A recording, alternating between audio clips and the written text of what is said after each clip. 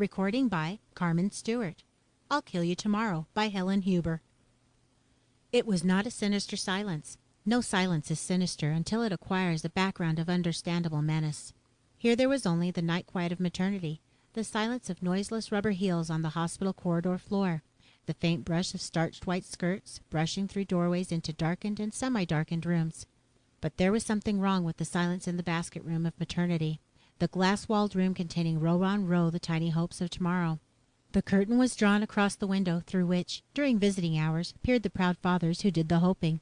The night light was dim. The silence should not have been there. Laurie Kane, standing in the doorway, looked out over the rows of silent baskets and felt her blonde hair tighten at the roots.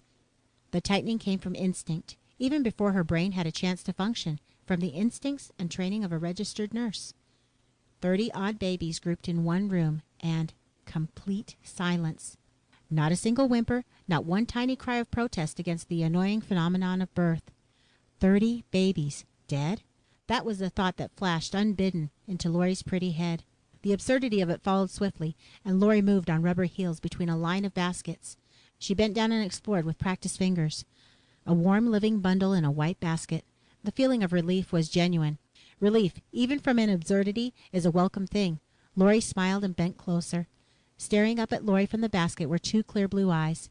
2 eyes, steady and fixed in a round baby face. An immobile pink baby face housing 2 blue eyes that stared up into Laurie's with a quiet concentration that was chilling. Laurie said, "What's the matter with you?" She spoke in a whisper and was addressing herself. She'd gone short on sleep lately. The only way really to get a few hours with Pete. Pete was an intern at General Hospital and the kind of a homely grinning carrot top a girl like Laurie could put into dreams as the center of a satisfactory future. But all this didn't justify a case of the jitters in the basket room. Laurie said, "Hi, short stuff," and lifted baby Newcomb out of his crib for a cuddling. Baby Newcomb didn't object. The blue eyes came closer, the week old eyes with the 100-year-old look. Laurie laid the bundle over her shoulder and smiled into the dimness. "You want to be president, Shorty." Laurie felt the warmth of a new life, felt the body wriggling in snug contentment. "I wouldn't advise it. Tough job." Baby Newcomb twisted in his blanket. Laurie stiffened. Snug contentment? Laurie felt 2 tiny hands clutch and dig into her throat. Not just pawing baby hands, little fingers that reached and explored for her windpipe. She uncuddled the soft bundle, held it out. There were the eyes. She chilled. No imagination here, no specter from lack of sleep. An ancient murder hatred glowing in newborn eyes. "Careful, you fool. You'll drop this body." A thin piping voice. A shrill symphony in malevolence. Fear weakened Laurie. She found a chair and sat down. She held the baby boy in her hands. Training would not allow her to drop baby Newcomb. Even if she had fainted, she would not have let go. The shrill voice. "It was stupid of me. Very stupid." Laurie was cold, sick, mute. "Very stupid. These hands are too fragile. There are no muscles in the arms. I couldn't have killed you. Please, Dreaming? No. I'm surprised. Well, you're surprised. You have a trained mind. You should have learned long ago to trust your senses." "I don't understand." "Don't look at the doorway. Nobody's coming in. Look at me. Give me a little attention, and I'll explain." "Explain?" Laurie pulled her eyes down to the cherubic little face as she parroted dully. "I'll begin by reminding you that there are more things in existence than your obscene medical books tell you about." "Who are you? What are you?" "One of those things." "You're not a baby." "Of course not. I'm—" The beastly brittle voice drifted into silence as though halted by an intruding thought. Then the thought voiced with a yearning at once pathetic and terrible. "It would be nice to kill you. Someday I will. Someday I'll kill you if I can find you." Why? Why? Insane words in an insane world, but life had not stopped, even though madness had taken over. Why? The voice was matter of fact again. No more time for pleasant daydreams. "I'm something your books didn't tell you about. Naturally, you're bewildered. Did you ever hear of a bodiless entity?" Laurie shuddered in silence. "You've heard of bodiless entities. You've heard of bodiless entities, of course, but you denied their existence in your smug world of precise, tidy detail. I'm a bodiless entity. I'm one of a swarm. We come from a dimension your mind wouldn't accept, even if I explained it. So I'll save words. We of the swarm seek unfoldment, fulfillment, even as you in your stupid blind world. Do you want to hear more? You're a fool, but I enjoy practicing with these new vocal cords, just as I enjoyed flexing the fingers and muscles. That's why I revealed myself. We are, basically, of course, parasites. In the dimension where we exist in profusion, evolution has provided for us. There, we seek out and move into a dimensional entity far more intelligent than yourself. We destroy it in a way you wouldn't understand, and it is not important that you should. In fact, I can't see what importance there is in your existing at all. You plan to kill all these babies? Let me congratulate you. You finally managed to voice an intelligent question. The answer is no. We aren't strong enough to kill them. We dwelt in a far more delicate dimension than this one, and all was in proportion. That was our difficulty when we came here. We could find no entities weak enough to take possession of until we came upon this roomful of infants. Then, if you're helpless, what do we plan to do? That's quite simple. These material entities will grow. We will remain attached, ingrained, so to speak. When the body's enlarged sufficiently. 30 potential assassins. Lori spoke again to herself, then hurled the words back into her own mind as her sickness deepened. The shrill chirping. What do you mean, potential? The word expresses a doubt. Here there is none. The entity's chuckle sounded like a baby content over a full bottle. 30 certain assassins. But why must you kill? Lori was sure the tiny shoulders shrugged. Why? I don't know. I never thought to wonder. Why must you join with a man and propagate some day? Why do you feel sorry for what you term as an unfortunate? Explain your instincts, and I'll explain mine. Lori felt herself rising. As she did so, a ripple of shrill, jerky laughter crackled through the room. Lori put her hands to her ears. You know I can't say anything. You'd keep quiet. They'd call me mad. Precisely. Malicious laughter like driven sleet cut into her ears as she fled from the room. Peter Larchmont, M.D., was smoking a quick cigarette by an open fire-escape door on the 3rd floor. He turned as Lori came down the corridor, flipping his cigarette down into the alley, and grinned. Women shouldn't float on rubber heels, he said. A man should have warning. Lori came close. Kiss me. Kiss me, hard. Peter kissed her, then held her away. You're trembling. Anticipation, pet? He looked into her face, and the grin faded. Lori, what is it? Pete, I'm crazy. I've gone mad. Hold me. He could have laughed, but he looked closely into her eyes, and he was a doctor. He didn't laugh. Tell me. Just stand here. I'll hang on to you, and you tell me. The babies. They've gone mad. She clung to him. Not exactly that. Something's taken them over. Something terrible. Oh, Pete, nobody would believe me. I believe the end result, he said quietly. That's what I'm for, Angel. When you shake like this, I'll always believe. But I'll have to know more, and I'll hunt for an answer. There isn't any answer, Pete. I know. We'll still look. Tell me more first.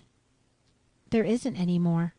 Her eyes widened as she stared into his with the shock of a new thought. Oh, Lord, one of them talked to me. But maybe he, or it, won't talk to you. Then you'll never know for sure. You'll think I'm... Stop it. Quit predicting what I'll do.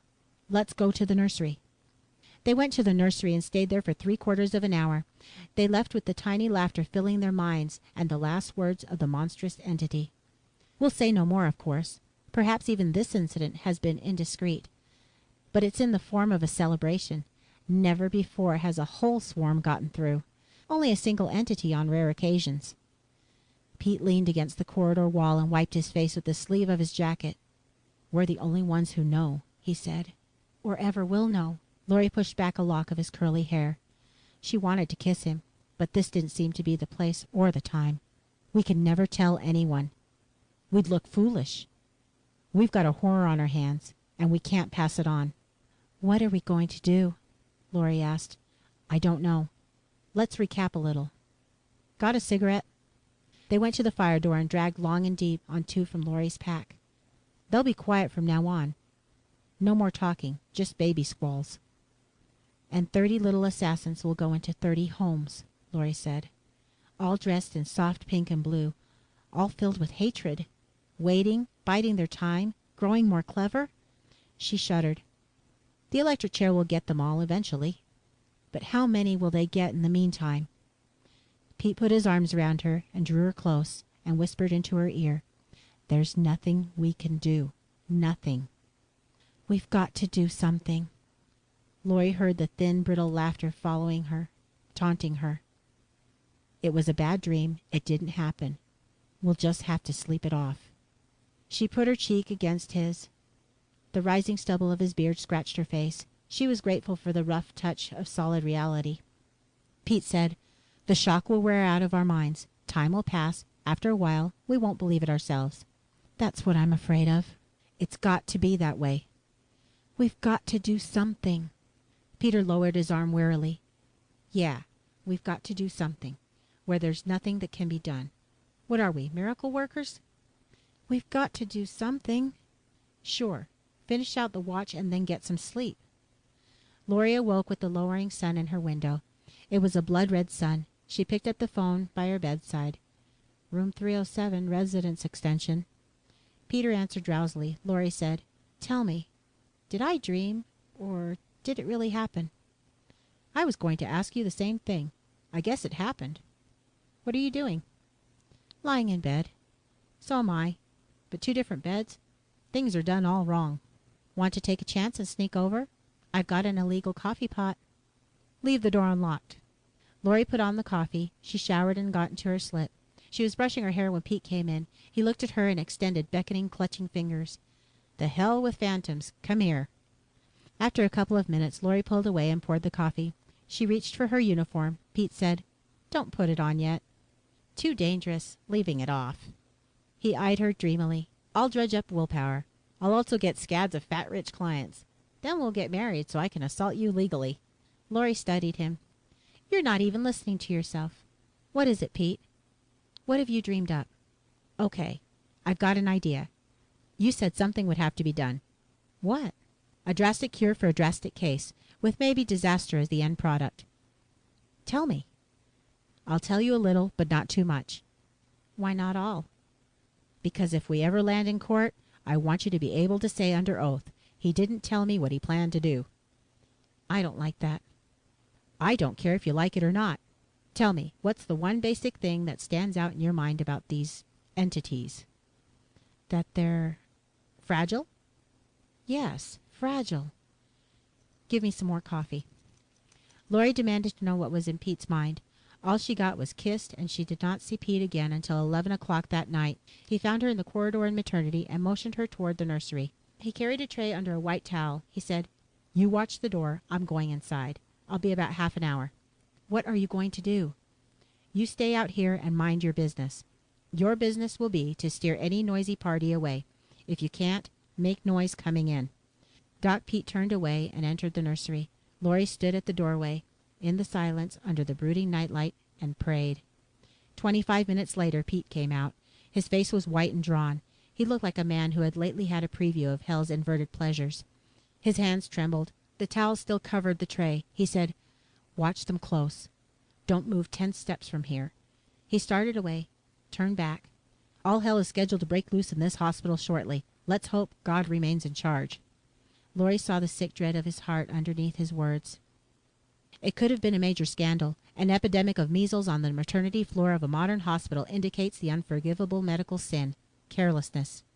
It was hushed up as much as possible, pending the time when the top people could shake off the shock and recover their wits. The ultimate recovery of 30 babies was a tribute to everyone concerned. Juan, done in, Doc Pete drank coffee in Lori's room.